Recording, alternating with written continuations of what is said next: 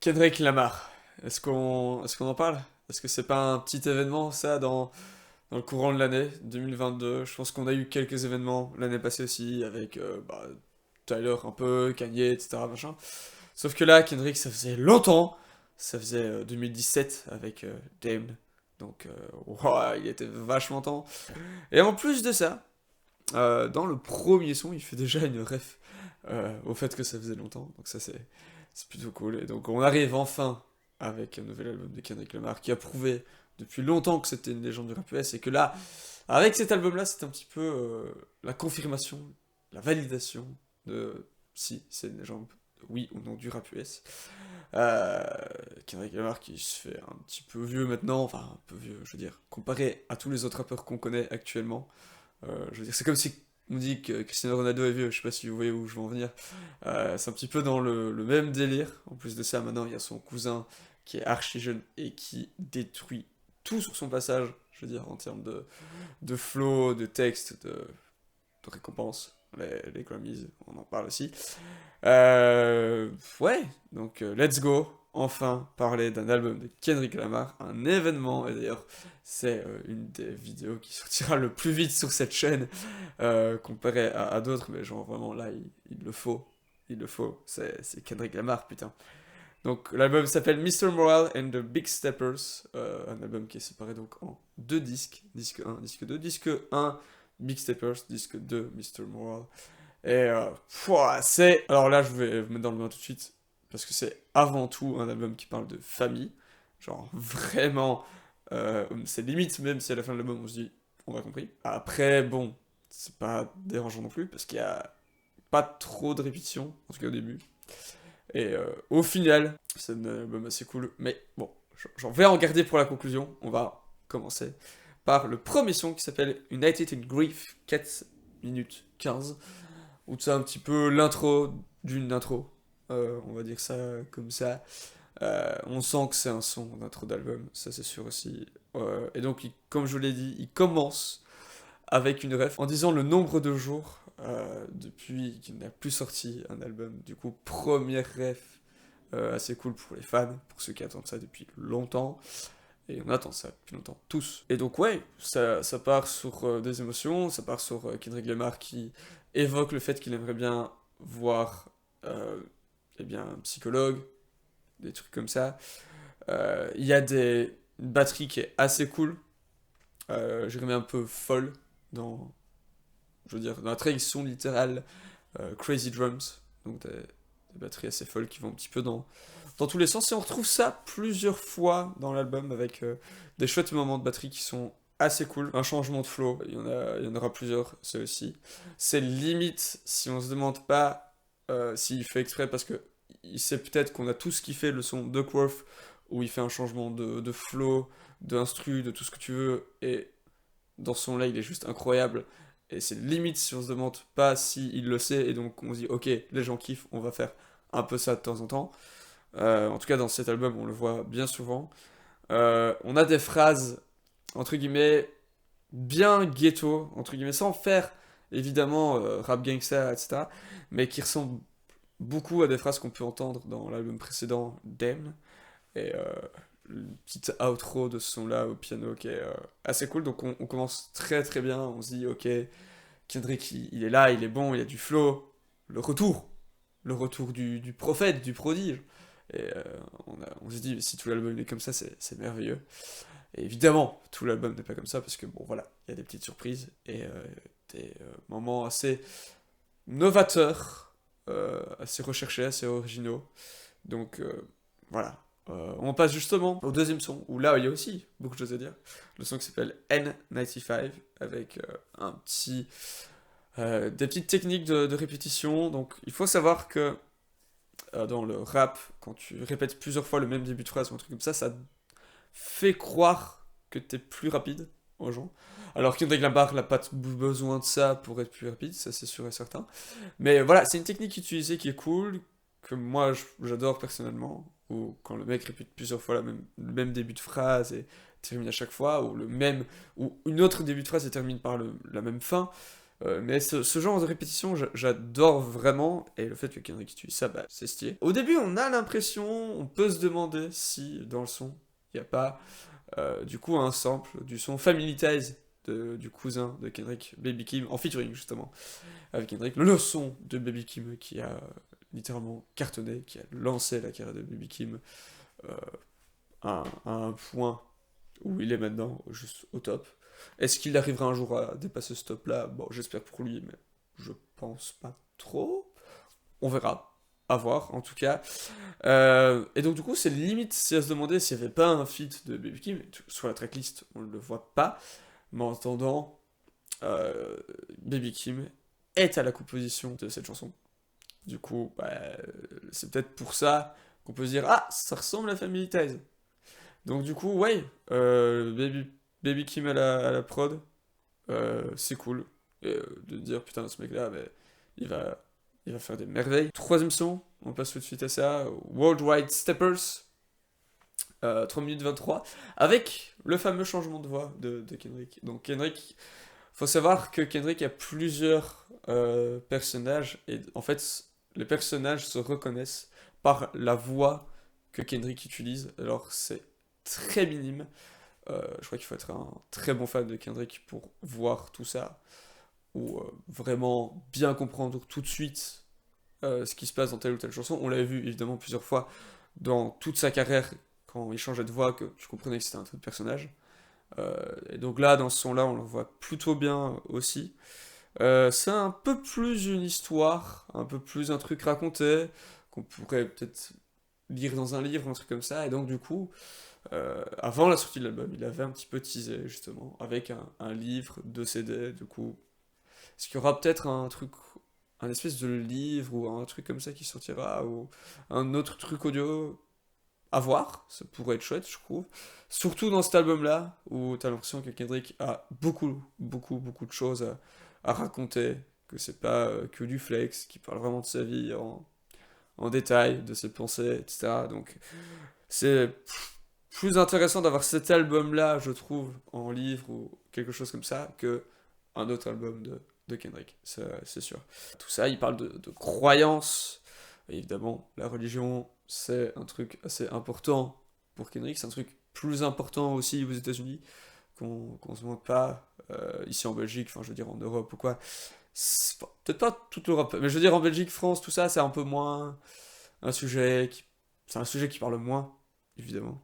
Donc là, c'est très important. Il parle aussi de. Il raconte des histoires en tant que bon père de famille, t'as l'impression que c'est ça.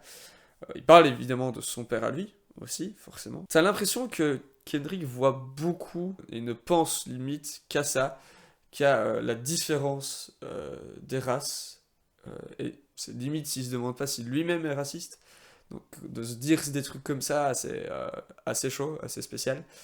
Mais ouais, on voit depuis aussi que Kendrick fait beaucoup d'allusions en termes de, voilà, les blancs, c'est ça, les blacks, les noirs, c'est ça, les chicks, c'est ça. Le son Alright a même été vraiment le son du mouvement Black Lives Matter.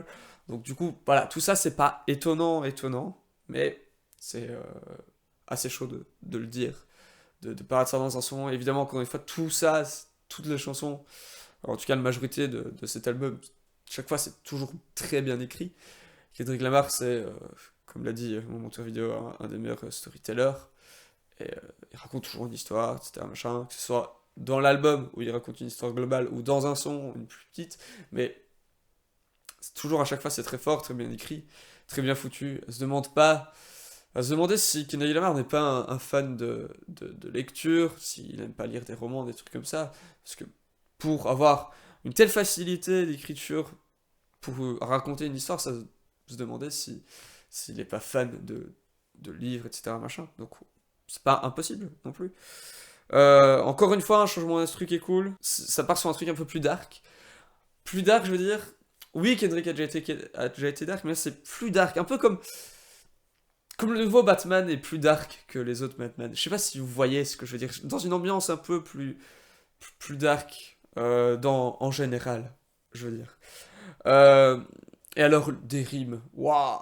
dans ce son-là, les rimes sont beaucoup plus folles, il fait rimer tout et n'importe quoi, et c'est très technique, et c'est ce genre, je sais pas si vous voyez les vidéos de Rap Genius qui sont dans un fond blanc, ou telle couleur, ça va avec telle fin de rime, et telle couleur, ça va avec telle fin de rime, et je pense qu'il y aura d'office une vidéo comme ça, avec celle-là, ou en tout cas ça le mériterait, parce que là, voilà, c'est très, très, très technique, et bah voilà, c'est Kendrick, faut pas s'attendre à des choses qui sont simples de la part de Kendrick, ça c'est sûr. On part avec le quatrième son, Die Hard, de 3 minutes 59, avec là aussi des répétitions qui sont assez cool, pour une structure plus classique. Alors, je vais pas beaucoup parler de ce son, pas qu'il n'y a pas grand chose à dire, pas que le son n'est pas bien, mais voilà, comparé à d'autres sons, il y a évidemment moins de choses à dire, donc on va directement passer au cinquième son, Father Time, en featuring Sempa. Sempa, donc ouais, il y a beaucoup de gens qui disaient ouais, mais les gens qui sont dans la tracklist, les featuring, on les connaît pas, nanana. Je m'inquiétais pas trop pour ça, parce que je savais que Kendrick, il va chercher des gars, souvent des gars qu'on connaît pas, mais à chaque fois c'est golden. Du coup, là, je regardais même pas la tracklist, je regardais même pas qui y avait dans les featuring. Je me disais, je m'en foutais, ça va être bien. De toute façon, ça ne peut qu'être bien, c'est Kendrick. Donc, ça m'importait peu de savoir qui était là. Et de toute façon, on va à chaque fois dans les sons de Kendrick, surtout quand c'est avec des meufs, j'ai l'impression que c'est ça. Peu importe qui c'est le résultat qui compte et pas la popularité ou des trucs comme ça. Et le résultat à chaque fois est toujours incroyable. Donc du coup, on revient sur ça, une chanson de 3 minutes 42, des voix en back qui font un petit peu penser à l'album Some Rap Songs de All Set Short. Ça n'a rien à voir, mais il y a de quoi faire des petites allusions comme ça. Ça me fait vraiment beaucoup penser à cet album. Un petit peu sous-côté, ça fait très longtemps que j'ai pu écouter cet album-là de All Set Short. All Set Short, j'en ai déjà parlé, hein, mais bon, ouais, je dis ça. Je dis rien. Le feat fait un petit peu ça fait un petit peu. Quelqu'un m'avait dit, ouais, ça fait un peu Kanye West. Moi, je dis, ça fait pas un peu Kanye West. Ça fait Donda, je trouve. Ça fait vraiment l'album Donda. Et donc, du coup, ouais, c'est assez cool. D'ailleurs, euh, Kendrick fait une ref à Kanye et à Drake dans son là. Où il comprend pas trop le, le pourquoi du comment qui sont réconciliés à un moment de leur petite guéguerre. Moi non plus, d'ailleurs, je vous avoue, je comprends pas trop. Puis, je sais pas, c'est une limite si on n'a pas l'impression qu'ils font semblant juste pour le buzz ou un truc comme ça. Mais je pense que c'était encore un des moments où Kanye West était le plus fou dans sa tête. Je crois que c'était quand même le moment où il s'était rasé les sourcils. Donc, bon, faut remettre les choses dans le contexte quand même, quoi. Il parle aussi justement des daddy issues, ou qu'il n'a jamais eu l'occasion d'en parler ou qu'il a jamais eu osé en parler. Je connais pas trop la vie privée de Kendrick, je sais pas trop ce qui s'est passé avec son père, vraiment, pour être honnête. Mais ça m'étonne pas trop, comparé surtout, après avoir entendu les sons précédents de l'album, c'est pas trop étonnant que Kendrick a eu quelques couacs avec son père. Donc voilà, on peut passer à la suite. Sixième son, une interlude qui s'appelle Rich, 1 minute 43. Et vous allez me dire, qu'est-ce que c'est que ça? C'est en featuring Kodak Black déjà. Et je vais vous dire un truc et vous allez dire, mais Axel, mais, tu vas chercher loin. C'est un piano. Pour moi, c'est un piano qui accélère à la grecque. Je sais pas si vous voyez ce que je veux dire en disant à la grecque. Tu sais, le son qui fait tudum, tudum, et qui accélère tout le temps. Enfin, ça m'a fait vraiment penser à ça. Alors, évidemment, tu te doutes bien que c'est pas fait exprès, etc. Machin, mais c'est un truc qui accélère vite comme ça. Et donc, du coup, c'est une interlude qui est assez cool. Et on en a parlé hors, j'allais dire hors antenne, non, hors caméra, que les interludes de Kendrick sont toujours incroyables, que c'est peut-être le meilleur à faire des interludes. Du coup, bon, voilà. Pas étonnant qu'on ait une interlude qui est assez cool. Franchement, il y en avait une que j'ai kiffé, je crois que c'était Blood dans Damned, que je trouvais vraiment incroyable. Donc ouais, on peut continuer sur ça, et à chaque fois, justement, bah, Kendrick va prendre le nom de l'interlude pour le nom de la chanson qui arrive juste après. Donc là, on avait Witch Interlude, et le son après s'appelle Witch Spirit. C'est souvent le cas dans les albums de Kendrick où c'est le même nom. Toujours justement Kodak Black, on le retrouvera plus tard, hein, je vous le dis tout de suite. Witch Spirit, c'est une mention de 3 minutes 22. Alors, je vais dire une dinguerie. De base, je m'étais dit, même avant que l'album sorte, je me suis dit, j'espère que Kendrick va s'arrêter là. J'espère que ce sera le dernier album de Kendrick. Je sais pas si je partage encore le même avis maintenant. J'espère que ça sera le dernier album de Kendrick parce que j'ai envie qu'il s'arrête en tant que légende sur un bon album. Et j'ai envie qu'il s'arrête bien et pas en mode Eminem où il fait de la merde et tout, machin. Alors je pense pas que Kendrick ferait pire qu'Eminem parce que c'est difficile. Mais je vois mal Kendrick faire ça. Et je vois bien justement Kendrick avoir la maturité de se dire ok, j'arrête. Ou alors peut-être ok, peut-être qu'après je fais un dernier album et genre que des bangers ou un truc comme ça. Ça serait mon rêve le plus fou. Je pense pas qu'il ferait ça. Je vois très très mal Kendrick faire un album rempli de bangers. J'y crois pas trop.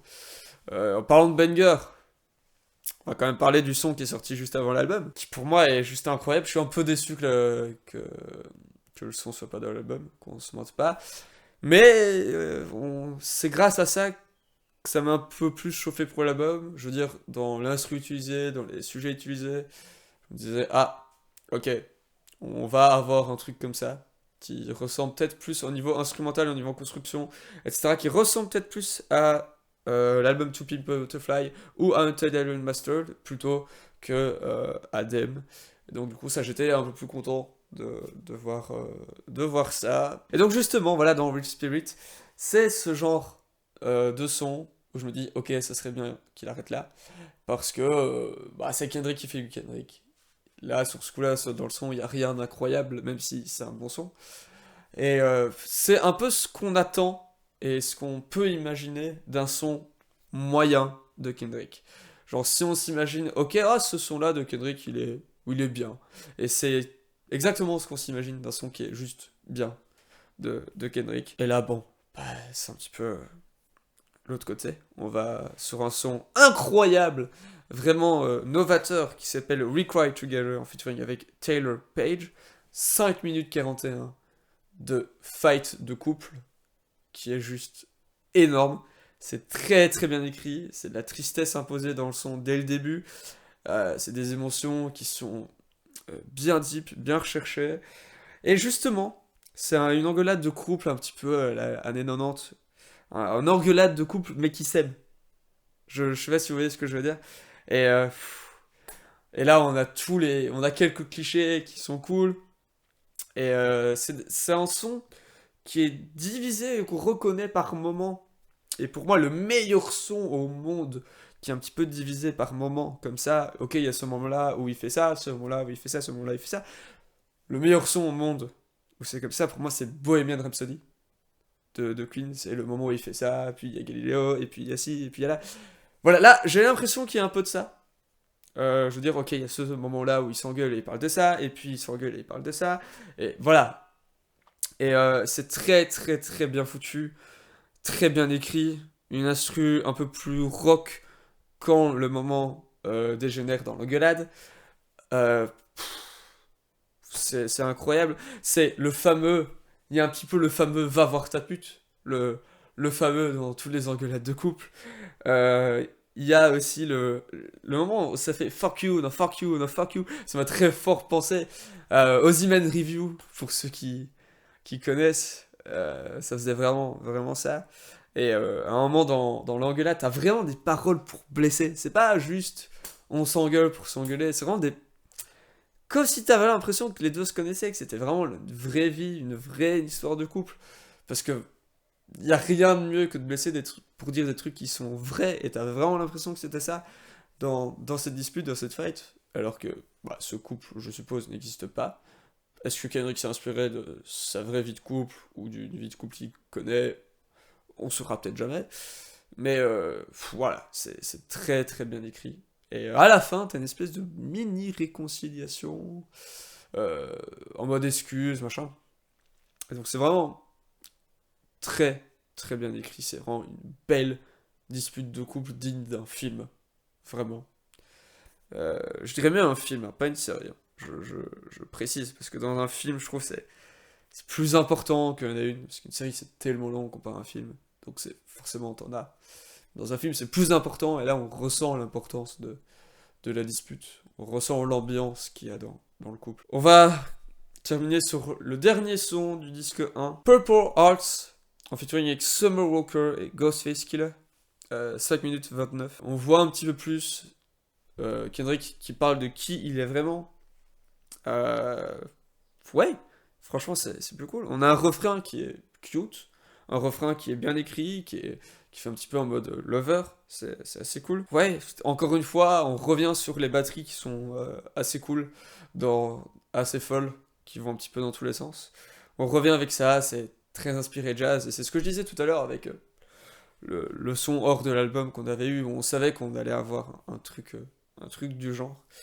Et ouais, non, le refrain, très, très, très cool. Shut the fuck up when you hear love talking. Tu vois le message que ça envoie. Disque 2, Mr. Morale, du coup, on commence avec le 10e son.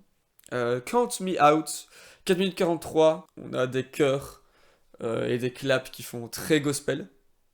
Donc, assez cool de voir ça. Je pense que les gens commencent à être habitués avec Jesus is King, avec ça, avec d'autres albums qui parlent un petit peu plus de religion, etc. Machin. Euh, on a compris que ça marchait. Bon, on va pas revenir là-dessus, mais il y a John Baptiste qui est tout tué dans le game du Grammys. C'est un petit peu ce mood américain de croire en une force au-dessus. Et même pour les gens qui sont pas croyants, je trouve que c'est cool. Parce que ta croyance à toi, c'est peut-être pas la religion ou quoi machin, c'est peut-être juste de se dire, ouais, la vie c'est cool, et avoir un message positif comme ça, bah, de temps en temps, c'est cool, et ça rejoint ta vie de tous les jours, un peu. Parce que des messages positifs comme ça, t'en as forcément vraiment pas que dans ces albums, et vraiment pas que dans la musique. Du coup, bah, retrouver ça dans cet album-là, c'est assez cool. Encore une fois, des changements de flow, etc. Tout le temps. Même constat, en fait, que dans la chanson With Spirit.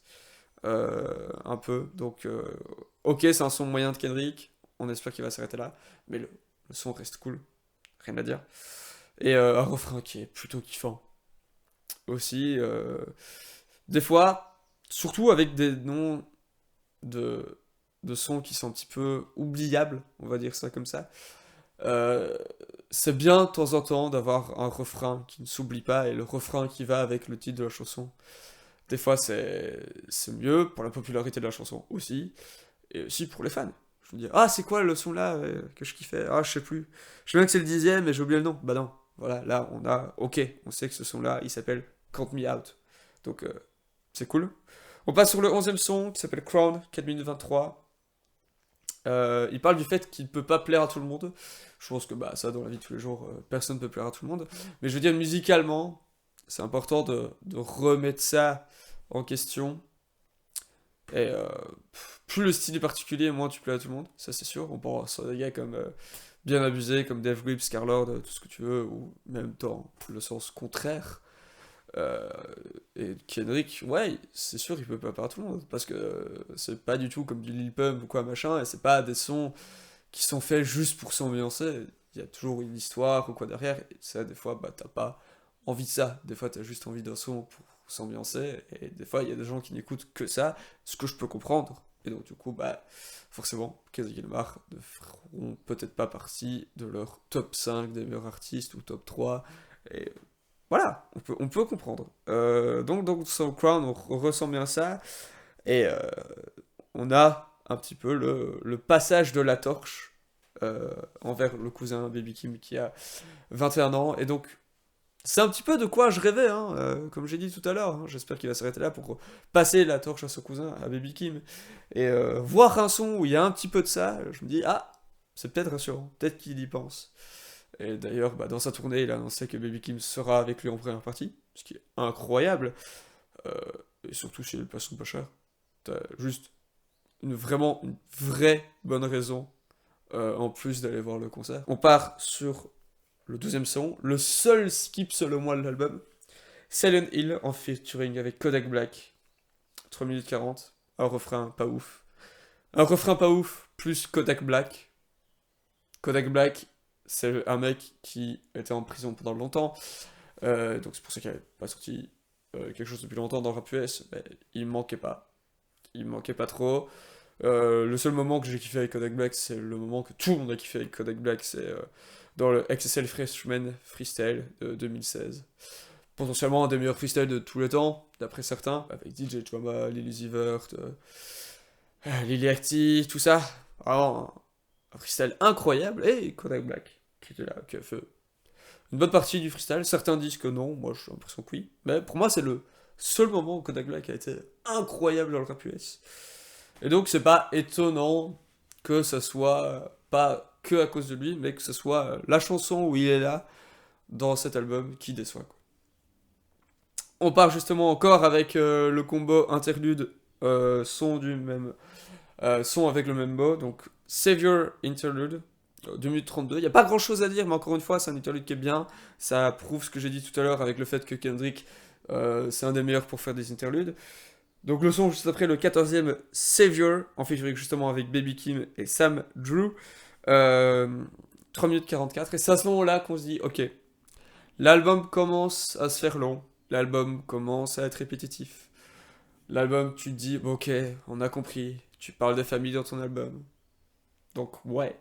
Le son reste bien, encore une fois, mais il est pas incroyable comparé à d'autres. Il est pas plus original qu'un autre dans l'album. Mais ouais, c'est pas un skip, mais c'est un son qui est là dans l'album.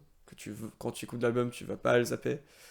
Mais que tu vas peut-être pas forcément écouter seul hors de l'album, quoi. 15e son, un son très intéressant qui s'appelle Auntie Diaries, 4 minutes 41, et qui parle de sa tante qui a changé de sexe. C'est assez spécial. C'est assez spécial, je veux dire, en faire un son, de parler de ça, et d'avoir le point de vue Kendrick. Et donc, comme il dit, bah, je suis assez grand pour comprendre. Peut-être que c'est vrai que j'imagine à la place d'un enfant, je veux dire un enfant de, je sais pas moi, 6, 8 ans, si tout d'un coup un membre de ta famille change de sexe, peut-être que ça peut être perturbant. Ou ça peut ne pas l'être évidemment, mais forcément, quand t'es plus grand, bah tu comprends mieux.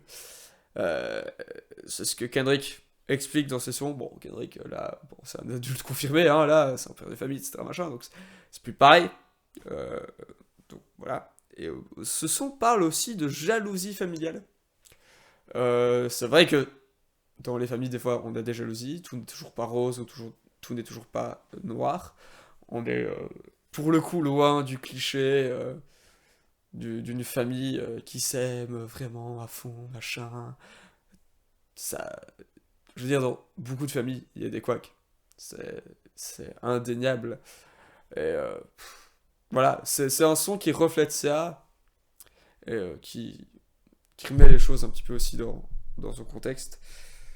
Encore un son qui parle bien de famille aussi, l'avant-dernier, Mother I Sober, en featuring avec Beth Gibson. 6 minutes 46, c'est un son qui est assez sensible au thème des paroles, etc. Machin, et donc qui parle d'addiction, de drogue, de chic, de tchac. Et j'ai l'impression que c'est un espèce de son que Kendrick a écrit, c'est un petit peu un truc pour rassurer sa mère, en fait. C'est vraiment ça. Et il parle du fait qu'à un moment, sa mère lui avait posé la question, est-ce que tu as des addictions? Et qu'à un moment, il disait non. Et qu'à un moment, il disait non, mais il mentait, qu'il n'avait pas vu. Et qu'il aurait bien aimé qu'elle la voie, etc. Machin.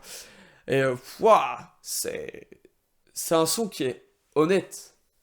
Parce que même des années plus tard, peut-être dire à sa mère que, que tu prends de la drogue ou des trucs comme ça, c'est assez chaud. Parce que je suis sûr qu'il y a des gens qui le cachent toute leur vie. C'est loin d'être impossible, je crois. Et ouais, c'est un son qui est très bien écrit, qui raconte une belle histoire.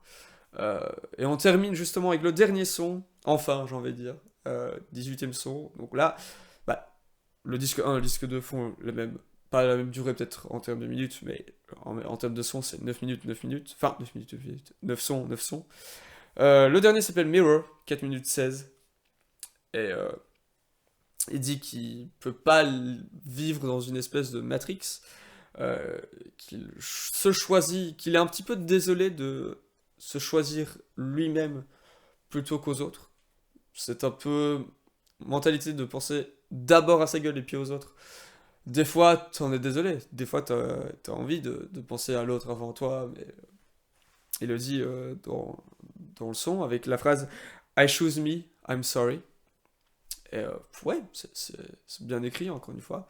Et c'est une belle outro pour un album comme ça, qui parle de famille, etc. Machin. Donc, qu'est-ce que je pense globalement de l'album?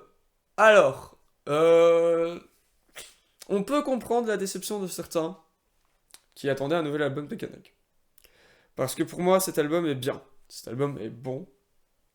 Mais cet album n'est pas mieux que Damned ou encore moins que To Pimp a Butterfly. Donc on a un très bon album de Kendrick. Parce que voilà, le début est incroyable. Et il y a des moments où c'est un délire. T'as un début qui fait comme ça, t'as une moitié qui est comme ça, et puis ça remonte. Et donc du coup, ce trou-là, il est un petit peu gênant. Il est un petit peu dommage, en fait. Mais c'est dans des moments comme ça, c'est dans des albums comme ça, que je comprends euh, le mec. Évidemment, il fallait que je parle de lui à un moment, quoi. Euh, Évidemment, il fallait que je parle d'Anthony Fotano à un moment donné. Je comprends mieux Anthony Fotano dans sa review de My Beautiful Dark Twisted Fantasy, où il dit que le début de l'album a l'air incroyable et que tu dis, waouh, dans les premiers sons, tu te dis, waouh, on va partir sur un truc qui est exceptionnel.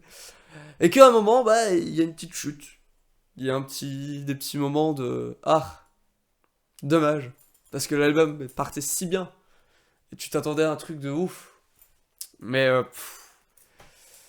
et donc c'est pour ça qu'il avait donné une review de 6 sur 10 à My Beautiful Dark Twisted Fantasy, qui est, un scandale de dire ça. Parce que, bon, ok, je veux bien que c'est peut-être pas un 10 sur 10, je peux comprendre les gens qui disent ça, mais 6. 6. Ouais, non, là, c'était déconné. Surtout que, bah, t'as Beatboard, Rolling Stone Magazine, plein de gens qui disent que c'est le meilleur album de la décennie. Ça sera jamais le cas. Je crois pas que ce sera le cas pour l'album duquel on parle aujourd'hui, de Kendrick. Euh, mais ça vaut pas 6 sur 10, quoi. Ça vaut quand même plus. Même si c'est pas un album parfait de Kendrick, ça vaut quand même plus. Je ne dirais pas de note, parce que je vais pas la faire à l'Anthony Fotano, justement. Mais je vais dire que c'était un très bon album de Kendrick. euh, qui a, bah, du coup, ses petits problèmes, comme je vous ai expliqué. J'ai l'impression aussi de revenir un petit peu sur l'album de The Weeknd. On a encore un mec connu, machin, tout ça. Mais après, un des gros problèmes de l'album de The Weeknd, et encore maintenant, avec du recul, ça se voit encore plus. Parce que le gros problème de l'album de The Weeknd, c'est que c'était beaucoup trop tôt comparé à l'album d'avant, à After Hours. Et donc, là, évidemment, c'est pas du tout le cas avec Kendrick, forcément. Mais là, j'ai l'impression que c'est le temps d'attente qui a fait trop. Et donc, du coup, on. Voilà, c'était. C'est dans un moment-là où on se dit, attendre trop longtemps, ça déçoit. Faire trop tôt, ça déçoit. Et c'est dans un moment comme ça où tu comprends mieux des artistes qui se mettent des deadlines eux-mêmes et qui font des albums tous les 2 ans max, ou 2 ans et demi, ou trois. Ce qui, pour moi, est un temps d'attente qui est beaucoup plus correct.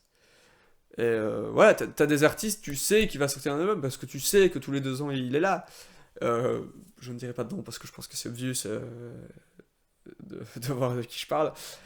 Euh, ouais, donc au final, on part sur un très bon album de Kendrick Lamar. Et j'ai juste hâte de voir le concert.